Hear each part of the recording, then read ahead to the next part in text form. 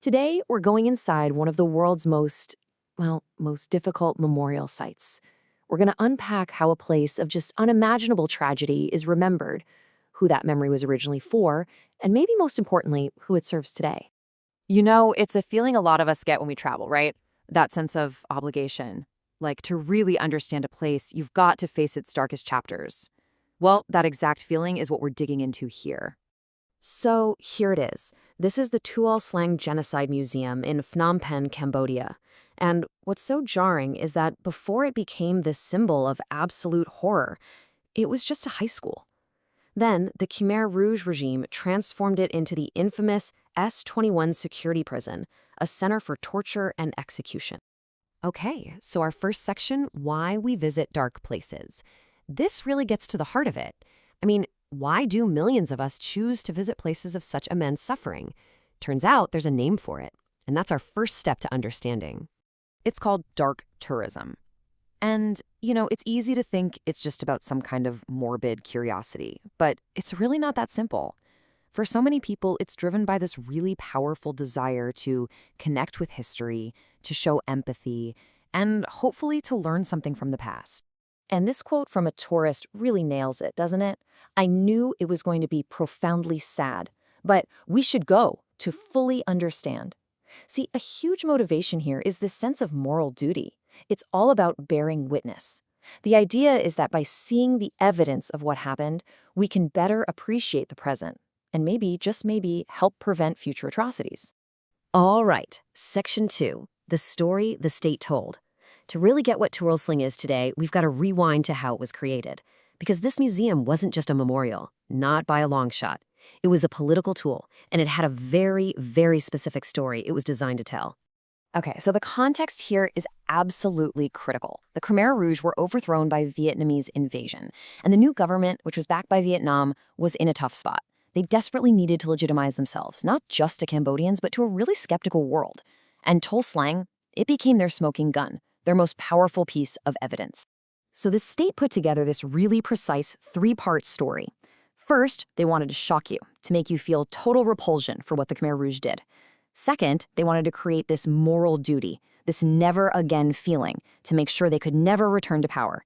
And third, and this is the crucial part, they wanted to position themselves, the new government, as the nation's saviors, the liberators. Okay, on to Section 3, designing an emotional experience. So how do you tell that whole political story without using a lot of words? Well, the museum's creators were clever. They actually engineered the design of the place to deliver that narrative through pure, raw, emotional impact. What they did was they intentionally left the site almost exactly as they found it. You'll notice there are very few signs, not a lot of detailed explanations. The goal here isn't to get you to think intellectually. It's to give you a gut-wrenching, visceral experience. They really wanted the horror of the place to speak for itself, to hit you in a way that crosses any language barrier. And this is just a perfect and powerfully sad example of what's called a representational approach. Instead of building some abstract monument, they just used the real, chilling evidence, the torture tools, the preserved cells, and maybe most hauntingly of all, thousands and thousands of portraits of the victims, which were actually taken by the Khmer Rouge themselves. When you look into those faces, it creates this immediate, overwhelming, and just deeply personal connection to the tragedy. It's impossible to look away. So let's look at our fourth section, the tourist's new narrative. That powerful emotional design we just talked about, does it still tell the original story it was meant to?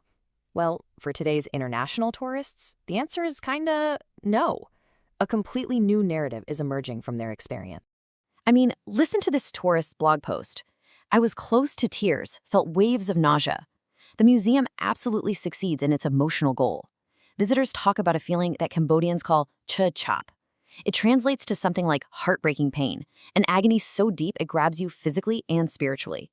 The horror is real, and people feel it deeply.